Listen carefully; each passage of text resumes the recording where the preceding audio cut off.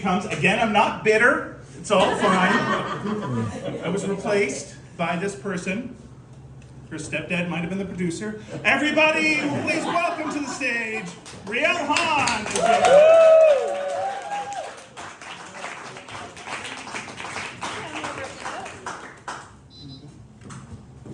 Thanks. How's that? Is that good for you? Perfect. Hi.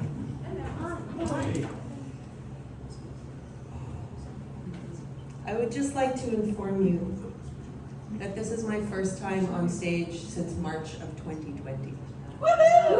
Thank you. Thank you. I've been losing my mind for several days, and I had so much stuff prepared for you guys. I had a lot of options. But I gotta talk about, I had a lot of things prepared, but I'm so mad right now about dongles. I'm mad. I'm 52 years old, and if you had said, for the better part of my life, if you had said the word dongle to me, I would have smacked you with my gloves and challenged you to a duel, you offensive son of a bitch. Dongle. It's like one worse insult than dingleberry. And Apple has made it impossible for me to keep this word out of my mouth. And I am very frustrated by it. I was doing really, really well. I had the first generation iPhone SE in 2016. I had it all the way until 2022. Yeah, exactly. So small, fits right in your back pocket, takes great pictures. Everything was perfect. It comes with headphones that fit into the jack. Yeah. You just take the headphones and then you put them right in the little hole, and then it works. Yes. It's two things, you know where they are, and they have to be attached to each other to function. And they have phone and headphones. And these are like grown-up words that you can say. And on May 7th, 2022, I was starting my trip across Canada. I drove solo across Canada, took about 3 months, was supposed to take 4 months, but I got COVID in Banff, and that's what's happening now. Anyway, that's like a whole other 10-minute story. And I decided to start my trip in Victoria. I left here on May 5th, then I said goodbye to my mother, and I was like, this is it. And I was crossing the ferry, and I was like, yeah, click these for Instagram. It's for Instagram. And I was taking all the pictures, and I was pulling off the ferry, and the little, around the edges of the SE screen just started going, and then it died. And I had to go pull over at Best Buy in Langley and buy a new phone.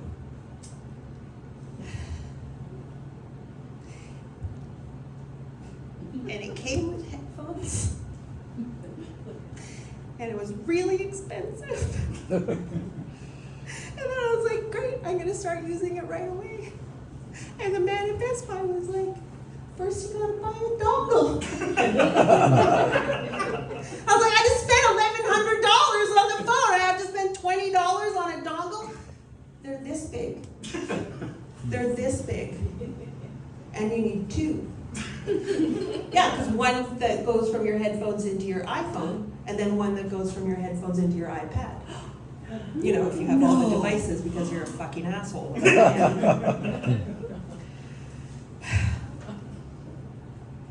I know that you're thinking to yourselves, you could have got AirPods.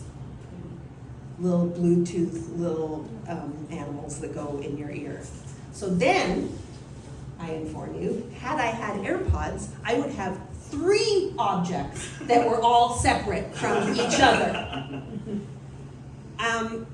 I have terrible brain fog. So having several objects that are separate from each other, I would for sure lose one. And do you know how I know that I would lose one object out of 3 objects that had to be separate from each other? Because I don't know where my fucking dongle is right now.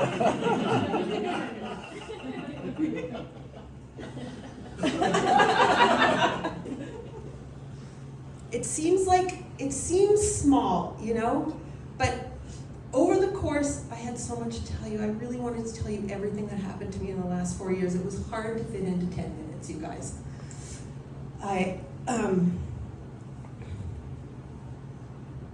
It's not the dongle's fault that I have suicidal ideation. Because that started like with puberty, I think. But I can say that the dongle is not helping.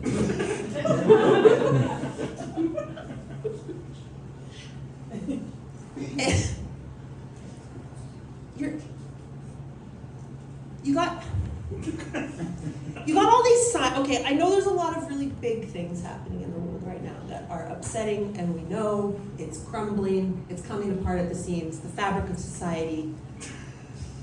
It's not great. But it's the small things that have shown that to me. One is the dongle.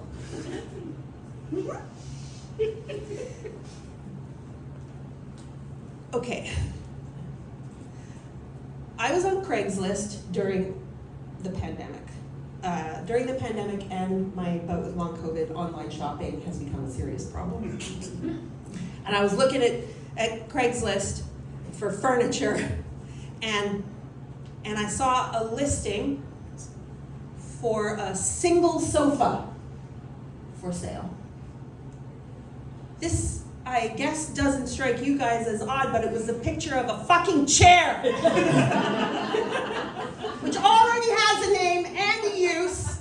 There's 3 cents, goes couch, and then love seat, and then chair. Single sofa. It's a chair.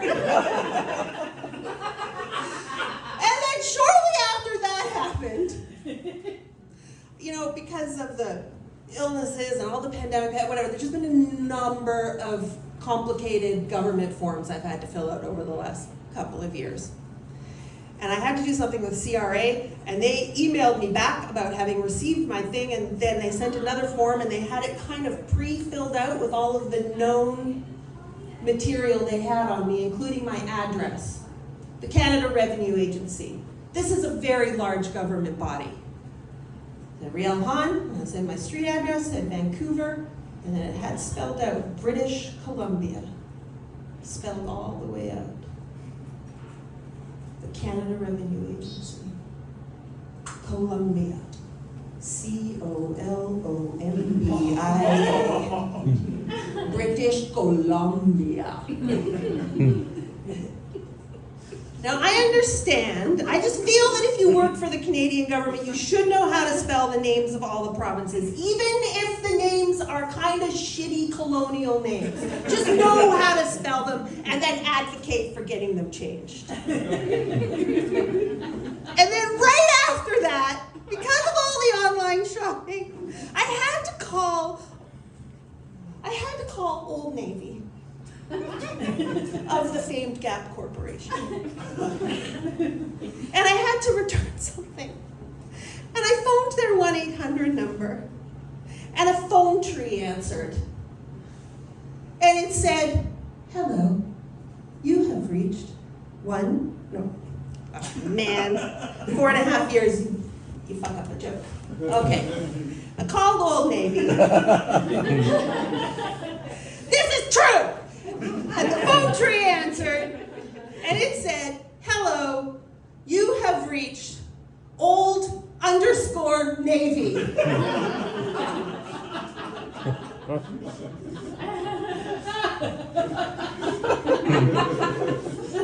And the only solution to a problem like that is then to call a crisis line. And I don't know if you guys have tried to call crisis lines in British Columbia.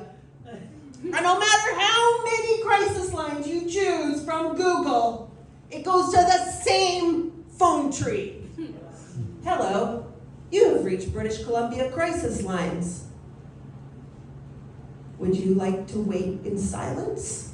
Press 1.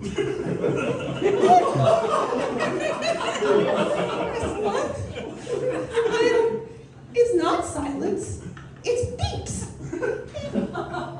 Beep. Beep. Beep. And I did expect at a certain point it would go beep. Beep.